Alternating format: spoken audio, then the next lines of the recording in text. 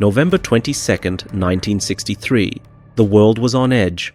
The Cold War was at its peak. The United States and the Soviet Union were locked in a nuclear standoff. Just a year earlier, the Cuban Missile Crisis had brought humanity to the brink of annihilation. In the middle of it all stood John F. Kennedy, the youngest president ever elected, a man who spoke of hope, progress, and a future free from tyranny. But for some, his vision was dangerous. That morning, Kennedy arrived in Dallas, Texas, for what was supposed to be a routine campaign trip. He was preparing for re-election, and Texas was a critical state. The crowd cheered as his motorcade rolled through Dealey Plaza, an open-top limousine, the president smiling, Jackie Kennedy beside him in her signature pink suit. Then, gunfire. One bullet became a fatal shot to the head. The world froze in shock. But one thing was certain. This was not the first time a U.S. president was targeted, and it wouldn't be the last. Who stood to gain from these assassinations? Were these lone gunmen, or were there forces working in the shadows? And which states became forever marked as places where American leaders met their fate?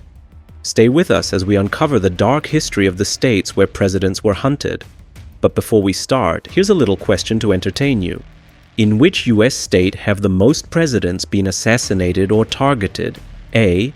Washington, D.C. B. Texas. C. California. D. Pennsylvania. Share your thoughts in the comments and patiently watch this video till the end to find out the truth. And now we dive in. Number 9. Pennsylvania. Pennsylvania has seen plenty of history, but in 2024, it became the site of something no one expected. A former president was shot. It happened in Butler during a Donald Trump rally. But Trump was no ordinary politician. Few figures in modern American history have been as divisive, controversial, and larger than life as Donald J. Trump. A billionaire real estate mogul, reality TV star, and political outsider, he rewrote the rules of American politics, turning the Republican Party into a vehicle for his personal brand of populism. Born in 1946 in Queens, New York, Trump inherited his father's real estate empire and transformed it into a global business. His name became synonymous with luxury, excess, and controversy, stamped on skyscrapers, casinos, hotels, and golf courses worldwide. In 2016, he won the presidency, defeating Hillary Clinton in one of the most shocking political upsets in history. His term, unprecedented. He slashed regulations, reshaped the Supreme Court, clashed with world leaders, and launched a trade war with China. His brash, unfiltered style made headlines daily. To his supporters, he was a fighter who took on the establishment. To his critics, he was a reckless, authoritarian demagogue who fueled division. His presidency ended in scandal. In 2020, he lost re-election to Joe Biden but refused to concede, claiming the election was stolen. His supporters stormed the U.S. Capitol on January 6, 2021, an event that led to his second impeachment, the only U.S. president to be impeached twice. When he left office in disgrace, many thought he was finished. But Trump was never one to back down. By 2024, he was running again, determined to reclaim the White House. Then came the attempt on his life in Butler. The rally was typical Trump, a packed crowd, flags waving, chants of USA, USA filling the air. But then, a gunshot. For a split second, silence. Then chaos. Secret Service agents rushed in, pulling Trump to safety, blood visible near his ear. The shooter, a 20-year-old named Thomas Matthew Crooks, perched on a rooftop. He didn't live long enough to explain his motives. Agents took him down immediately. Authorities found no manifesto, no clear explanation for his actions. He wasn't known to be part of any radical group, which only fueled conspiracy theories. Was he acting alone? Was there something bigger behind it? No one could say for sure. Despite the attack, Trump quickly reassured his supporters, raising his fist and declaring, "We will not be stopped." His defiant reaction only strengthened his image among followers, turning the moment into a rallying cry. Future presidents will still come to Pennsylvania, but you can bet every time they step into Butler, they'll remember what happened that day. And which team were you on? Relieved that Donald Trump survived or disappointed that the shooter failed? Let us know in the comments. Number 8. Louisiana. Louisiana has always been home to big personalities, but none were larger than Huey P. Long. The man was a political force. Some called him a hero of the poor. Others saw him as a dictator in the making. By 1935, as a U.S. senator and former governor, Long was on the verge of making a run for the presidency, but not everyone wanted to see him rise any higher. On September 8, 1935, inside the Louisiana state capitol in Baton Rouge, Long was walking through the marble halls when shots rang out. Dr. Carl Weiss, a 29-year-old physician, had fired at him at close range. In an instant, Long's bodyguards unleashed a storm of bullets, killing Weiss on the spot. But Long himself staggered away, wounded in the stomach. At first, it seemed like he might survive. He was rushed to a hospital where doctors scrambled to save him. But 2 days later, he died from internal bleeding. His last reported words were, "God, don't let me die. I have so much to do." But was Weiss really the killer? Some believe Long was actually hit by his own bodyguard's bullets in the chaos. Others think Weiss acted alone, furious over Long's plan to remove his father-in-law from a judgeship. Theories still swirl to this day. Would modern presidents visit Louisiana? Sure, but you can bet every time they step into Baton Rouge, they'll remember the night Huey Long never walked out. And now it's time to move next. Number 7. Florida. Florida is known for sunshine and palm trees, but in 1933, it nearly became the site of a presidential assassination.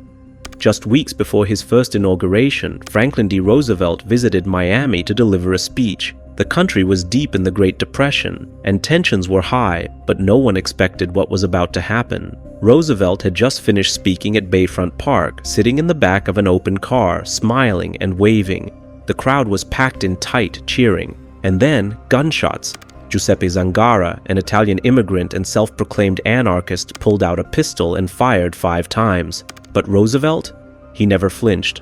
The bullets missed him entirely, but they hit Chicago Mayor Anton Cermak, who was sitting nearby. Cermak slumped over, mortally wounded. Others in the crowd were hit too. Before Zangara could fire again, the crowd swarmed him. People wrestled the gun away, punching and kicking him. Within days, he was sentenced to 80 years in prison for attempted murder. But when Cermak died from his wounds, that sentence turned into the electric chair. Some believe Cermak, not Roosevelt, was the real target due to his crackdown on organized crime.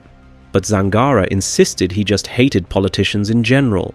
His last words before execution: "Push the button, go ahead, push the button."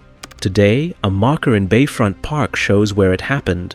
Tourists pass by, unaware they're standing on the spot where history almost changed forever. One thing's certain, presidents still visit Florida, but no one forgets what almost happened that night in Miami. Do you believe Giuseppe Zangara was truly aiming for Franklin D. Roosevelt, or was Mayor Anton Cermak the real target? Let us know your thoughts in the comments. Number 6. Wisconsin. Milwaukee, Wisconsin isn't the first place you'd think of for a presidential assassination attempt. But in 1912, it became the setting for one of the most unbelievable moments in US history. And if you know anything about Theodore Roosevelt, you know he wasn't going to let a little thing like a bullet slow him down. It was October 14th, 1912, and Roosevelt was running for president again under the Bull Moose Party. He stepped out of his hotel, heading to deliver a speech, when suddenly, a gunshot. A .38 caliber bullet tore into his chest, fired by John Schrank, a delusional man who believed Roosevelt's third-term attempt was against God's will. But here's where it gets wild. Roosevelt didn't fall. He didn't panic. Instead, he felt his chest, saw blood, and figured, since he wasn't coughing it up, the bullet must have missed his lungs. So what did he do? He went on stage and gave his speech anyway. For 90 minutes, he spoke to a packed crowd holding up his speech, now with bullet holes right through it. His opening line, "Ladies and gentlemen, I don't know whether you fully understand that I have just been shot, but it takes more than that to kill a bull moose." Doctors later determined the folded speech and his glasses case had slowed the bullet, saving his life.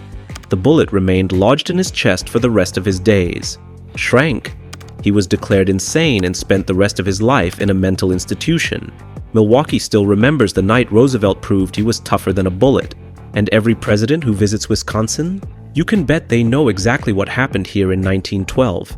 If you were in the crowd that night, would you have urged Roosevelt to get medical help or cheered him on as he finished his speech with a bullet in his chest? Let us know in the comments. Number 5. New York. New York has seen its share of history, but in 1901, Buffalo became the site of a tragedy that shook the nation. President William McKinley, just 6 months into his second term, was riding a wave of popularity. He had led the country to victory in the Spanish-American War, and the economy was booming. But one man decided his time was up. On September 6, 1901, McKinley was attending the Pan American Exposition, a grand world's fair showcasing American progress. Thousands lined up to shake his hand at the Temple of Music, a stunning concert hall filled with golden light. Among them, Leon Czolgosz, a factory worker and self-proclaimed anarchist. Czolgosz's right hand was wrapped in a white handkerchief concealing a .32 caliber pistol. As he approached, McKinley extended his hand, smiling. 2 shots rang out. The crowd gasped as the president staggered back, blood spreading across his white vest. Doctors rushed him to the Exposition Hospital, but medical care in 1901 was, let's just say, not the best. Infection set in, and 8 days later, McKinley died, whispering, "It is God's will." Czolgosz? He never expressed regret. He was sentenced to death and electrocuted within 7 weeks. His last words, "I killed the president because he was the enemy of the good people." The Temple of Music was demolished, but a small plaque marks the spot where America lost its 25th president. Every leader who visits Buffalo knows this is where history changed forever. Was Leon Czolgosz a lone radical, or was McKinley's assassination part of a bigger movement against the powerful elite? Share your thoughts in the comments. Number 4. Texas. Texas has seen plenty of history, but November 22, 1963 is a day the world will never forget. It was supposed to be just another campaign stop, a warm welcome for President John F. Kennedy as he toured Dallas. But by the end of the day, America had lost its 35th president, and 1,000 conspiracy theories were born. It was a perfect fall afternoon. Blue skies, crowds lining the streets, waving as Kennedy's motorcade made its way through downtown. The president and First Lady Jacqueline Kennedy sat in an open-top limousine, smiling and waving. Then, as they passed Dealey Plaza, gunfire. 3 shots. The first missed. The second hit both Kennedy and Texas Governor John Connally. The third, fatal. Kennedy's head snapped forward as blood and brain matter sprayed across the car. Jackie, in shock, climbed onto the back of the limo, desperately reaching toward the trunk. A Secret Service agent rushed in, pushing her back inside. The car sped toward Parkland Memorial Hospital, but there was nothing doctors could do. At 1 p.m., JFK was pronounced dead. An hour later, Lyndon B. Johnson was sworn in as president aboard Air Force One, Jackie still in her blood-stained pink suit. The man accused of the crime? Lee Harvey Oswald, a former Marine and communist sympathizer. But before he could stand trial, nightclub owner Jack Ruby shot him dead on live television. The nation was left with more questions than answers. Who benefited from Kennedy's death? Many believe the military-industrial complex, intelligence agencies, and political elites had the most to gain. Kennedy had spoken against war, sought peace with the Soviet Union, and pushed for civil rights, moves that angered powerful figures. His death led to escalation in Vietnam, a stronger surveillance state, and decades of mistrust in the government. Even today, Kennedy is a symbol of hope and what could have been. His vision for America, civil rights, space exploration, avoiding endless wars, still inspires millions. The JFK myth lives on because in a way, he represents the last time Americans truly believed in their president. Dealey Plaza is now a national landmark, and the 6th-floor museum preserves the spot where Oswald allegedly fired from the Texas School Book Depository. The X marks on Elm Street remind visitors exactly where JFK's motorcade passed when history changed forever. Presidents still visit Dallas, but no one drives through Dealey Plaza without remembering what happened there. Do you believe Lee Harvey Oswald acted alone, or was JFK's assassination part of a larger conspiracy? Share your thoughts in the comments. Number 3. Maryland. In the early 1970s, Maryland became the site of not one but 2 assassination attempts, one that ended a presidential campaign, and another that could have changed the course of history in the most devastating way possible. The first happened in May 1972. The country was in the middle of yet another heated presidential race, and Alabama Governor George Wallace was making a strong bid as a third-party candidate. Wallace was a polarizing figure, known for his pro-segregation stance, and his campaign stops often attracted both die-hard supporters and furious protesters. When he arrived at the Laurel Shopping Center in Maryland, the scene was the same: cheers, jeers, and a packed crowd eager to see him. But one man had come with a different plan. Arthur Bremer, a 21-year-old loner from Milwaukee, had been trailing Wallace for weeks, waiting for his chance. As the governor made his way through the crowd, shaking hands and smiling, Bremer pulled out a revolver and fired 5 shots. Wallace collapsed as bullets tore through his chest and abdomen. 3 others were hit before the crowd, and security tackled Bremer to the ground. Wallace survived, but his political career did not. The bullets had shattered his spinal cord, leaving him paralyzed from the waist down. He spent the rest of his life in a wheelchair, a grim reminder of that day in Maryland. As for Bremer, he had no grand political motivation. His diary later revealed he just wanted fame. Originally, he had planned to assassinate President Richard Nixon, but couldn't get close enough. Wallace was simply his backup target. 2 years later, in February 1974, Maryland was once again at the center of an assassination attempt, this time one that could have been catastrophic. Samuel Bike, a failed businessman, was furious with the government.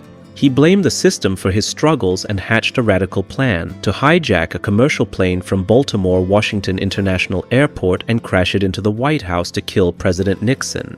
Dressed in a dark suit and raincoat, Bike stormed onto a Delta Airlines DC-9, carrying a stolen pistol and a suitcase full of gasoline bombs. Inside the cockpit, he shot both pilots, killing one instantly and seriously wounding the other, but he hadn't thought his plan through. A plane can't just take off without clearance, and as he ranted and made demands, police surrounded the aircraft. A sniper took aim from the tarmac and fired 2 bullets through the window, hitting Bick in the chest. Before they could storm the plane, he turned the gun on himself. His plan never made it past the runway, but the attempt sent shockwaves through the country. It exposed how vulnerable airports were to attacks, leading to tighter security measures, a sign of things to come decades later. Maryland became the setting for 2 violent acts, one that altered the life of a presidential hopeful, and another that nearly brought a sitting president down in a fiery plane crash. Today, few people visiting Laurel Shopping Center realize they're walking past the spot where Wallace's career ended in a hail of bullets. And at BWI Airport, millions of travelers pass through security gates, never knowing that, in 1974, a man nearly turned that runway into a national tragedy. Presidents still come to Maryland, but history doesn't forget what happened here. Wallace's downfall reshaped a political movement, and Bick's plot proved just how dangerously close an ordinary man with a grudge can come to changing history forever. If Arthur Bremer had succeeded in killing George Wallace, would history have remembered him differently? Share your thoughts in the comments. Number 2. California. California is a land of fame, fortune, and reinvention, but it has also been the setting for some of the darkest moments in American political history. 3 times, a U.S. president or presidential candidate became the target of an assassin here, once successfully, twice narrowly avoiding death. One was a moment of national mourning, another a bizarre encounter with a Manson cultist, and the third a case of an obsessed extremist nearly changing history. The most devastating of these took place in Los Angeles in 1968. Robert F. Kennedy, the younger brother of John F. Kennedy, had just won the California Democratic primary and was on his way to securing the nomination for president. After a rousing victory speech at the Ambassador Hotel, he was led through the hotel kitchen, a shortcut meant to avoid the chaotic crowd. But lurking in the shadows was Sirhan Sirhan, a 24-year-old Palestinian immigrant. As Kennedy walked past, Sirhan pulled out a revolver and fired multiple shots at point-blank range. Kennedy collapsed, blood pooling beneath him as his aides rushed to his side. 5 others were also wounded before security tackled Sirhan to the ground. He showed no remorse, claiming he had acted because of Kennedy's support for Israel. The senator was rushed to the hospital, but the damage was too severe. He died the next morning. In a span of just 5 years, America had lost both Kennedy brothers to assassins' bullets. For many, Bobby had been the last hope to heal the wounds of the 1960s, and his death left a void that would never truly be filled. The Ambassador Hotel is long gone now, but a memorial stands on the site, a somber reminder of the moment California became the scene of yet another national tragedy. 7 years later, another would-be assassin made her move, this time in Sacramento. It was September 5, 1975. And President Gerald Ford was walking through Capitol Park, shaking hands with supporters, when Lynette Squeaky Fromm, a devoted follower of Charles Manson, stepped forward. Dressed in a red robe, she pulled out a .45 caliber pistol and pointed it at the president. She pulled the trigger, but nothing happened. The gun misfired. Before she could react, Secret Service agents swarmed her, pinning her to the ground.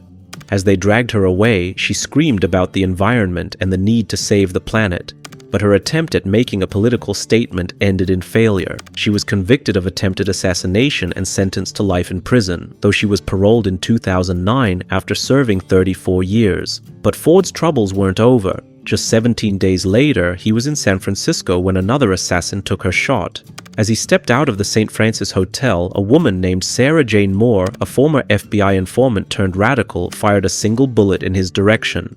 This time, the gun worked. The shot missed by inches, ricocheting off a wall. Before she could fire again, a bystander, former Marine Oliver Sipple, grabbed her arm, stopping what could have been a second presidential assassination in California. Moore later admitted that if she had been able to fire a second shot, she wouldn't have missed. She was sentenced to life in prison but was released on parole in 2007 after serving 32 years. 3 assassination attempts, 3 different motivations, 3 moments that could have changed history.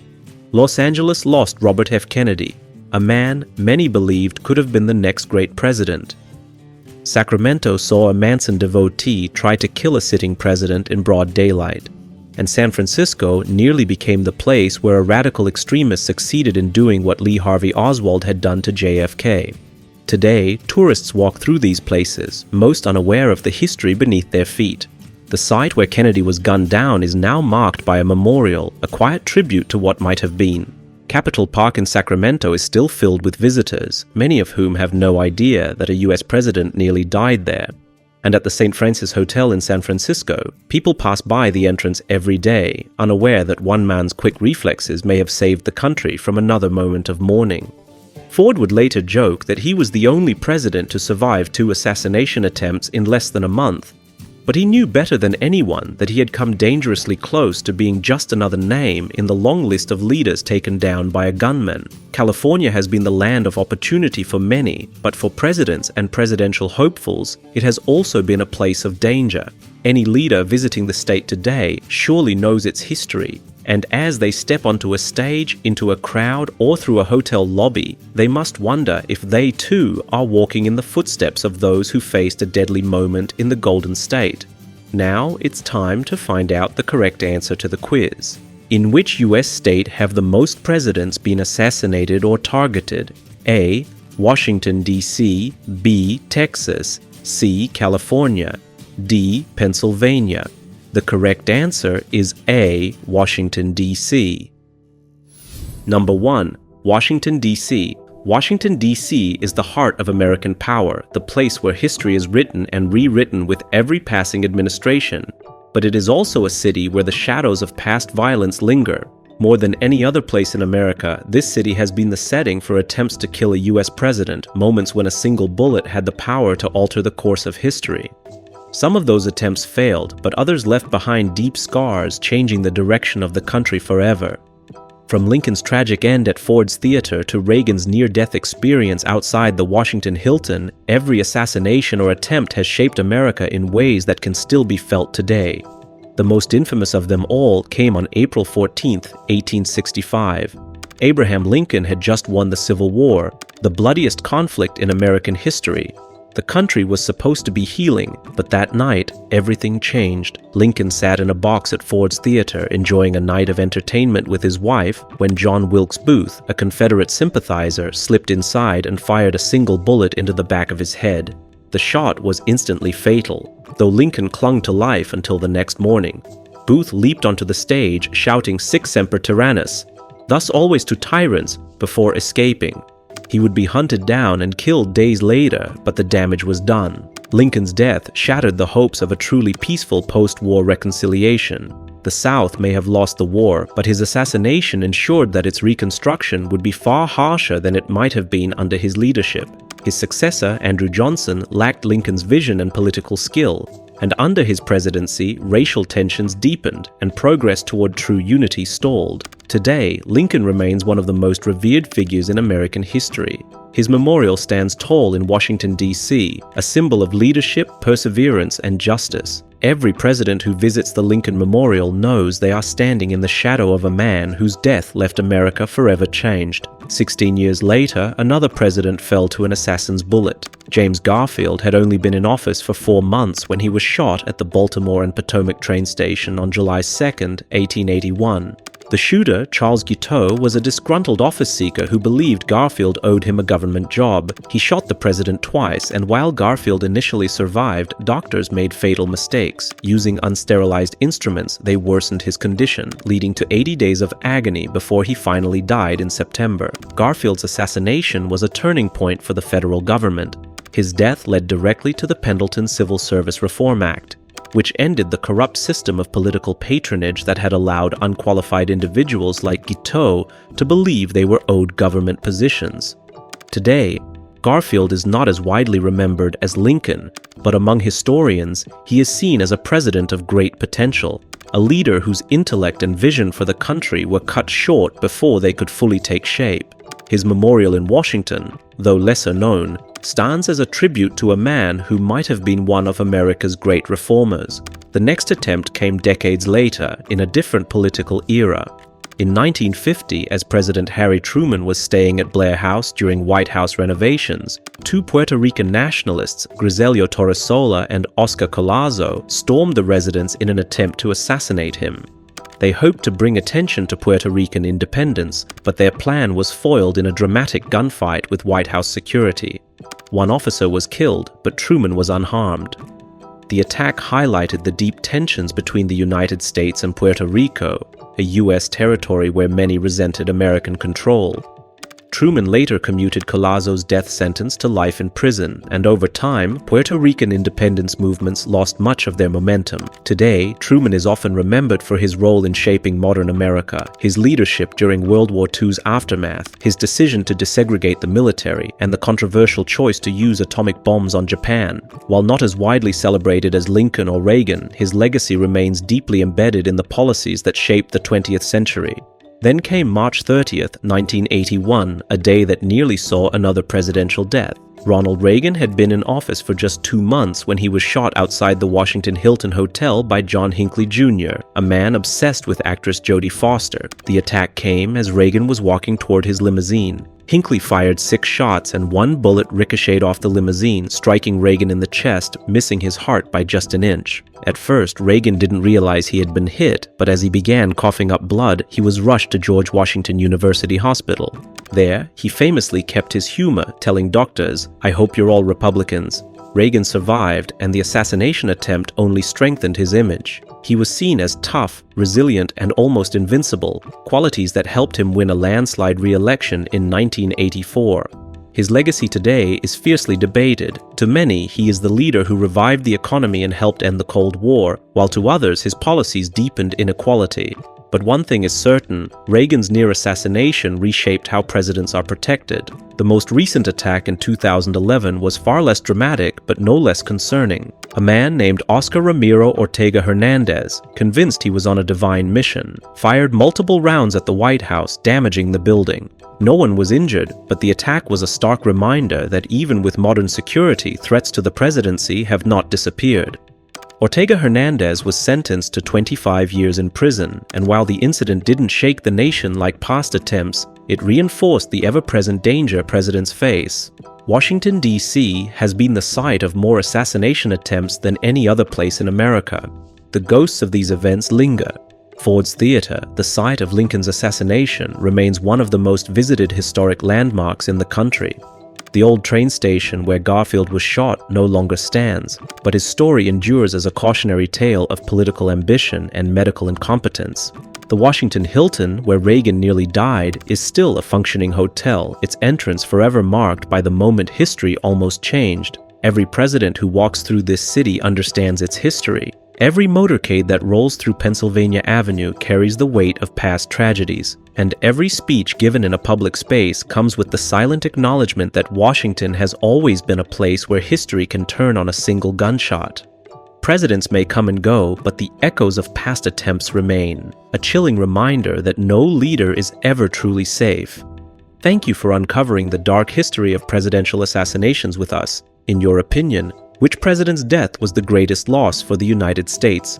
Let us know in the comments and check out other hidden discoveries on our channel.